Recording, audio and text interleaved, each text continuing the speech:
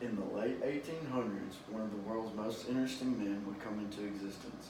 Although many saw him as a simple farmer boy from Michigan, he would come to influence the world and many of the most powerful men to ever exist.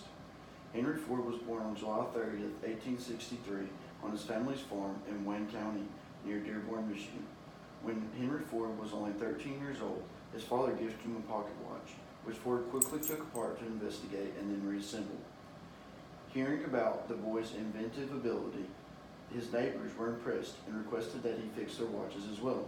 The manual labor work that his family performed on the farm did not satisfy him, however, and at the young age of 16, Henry Ford left his family's farm to take an apprenticeship as a machinist at a shipbuilding firm in Detroit. In the years that followed, Ford would learn to skillfully operate and service steam engines and would also study bookkeeping. In 1890, Ford was hired as an engineer for the Detroit Edison Company.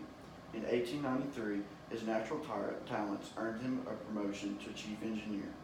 All while working at the company, Ford was developing his plans for a horseless carriage. In 1892, Ford built his first gasoline-powered buggy, which had a two-cylinder, 4-horsepower engine. In 1896, he constructed his first model car, the Ford Quadricycle. In the same year, attended a meeting with Edison executives and found himself presenting his automobile plans to Thomas Edison. The inventor of the light bulb, Edison, encouraged Ford to build a second, better model. Ford shortly introduced the Model T, the first car to be affordable for Americans, in October 1908 and continued its construction until 1927. For several years, Ford Motor Company boasted 100% gains. Simple to drive and even cheaper to repair, the Model T was unchallenged. By 1927, Ford and his son Edsel introduced another successful car, the Model A, and the Ford Motor Company grew into an industrial powerhouse. Ford's production of the Model T was a revolution in every way. One of Ford's most important inventions, however, was not the Model T or the Model A, but a business idea that would change the way production and industry was thought about for a lifetime.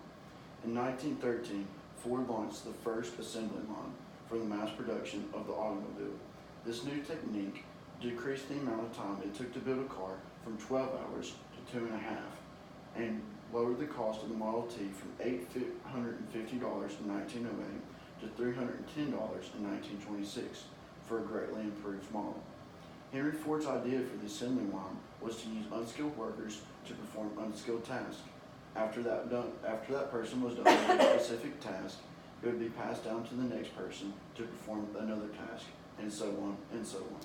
It was a genius but simple idea that would influence not only the future car producers, but even a dictator. Henry Ford unintentionally was the biggest inspiration for Adolf Hitler and his idea for a people's car. This idea would later morph into the Volkswagen Beetle, which would grow to become one of the most loved cars by all of the world. Hitler was inspired by the success of the Model T and the Model A, and the ability it gave the Americans to travel large distances in a relatively short period of time. Hitler saw the power of transit as a huge advantage for the growing economy of Germany, which caused him to continue to pursue his affordable car and to improve Germany's transit system. Hitler created the Autobahn shortly after gaining office, as well as building a wide-stretching railroad that provided weapons, ammo, and especially a system for transporting Jews during World War II. All of these innovations in German history can be chalked up to Henry Ford and his influence on a young German man. The connection between Hitler and Mr. Ford, however, did not stop there, sadly. Despite Ford's philanthropic leanings, he was committed anti-Semite. He even went as far as to support a weekly newspaper, the Dearborn Independent, which furthered such views against Jews. Ford published an anti-Semitic pamphlet. Ford was even awarded the Grand Cross of the German Eagle, the most important award Nazis gave to foreigners, by Adolf Hitler himself in 1938. Henry Ford's influence on society, however, did not end with his cars and the assembly line. In 1914, Ford introduced a set $5 wage for an 8-hour workday.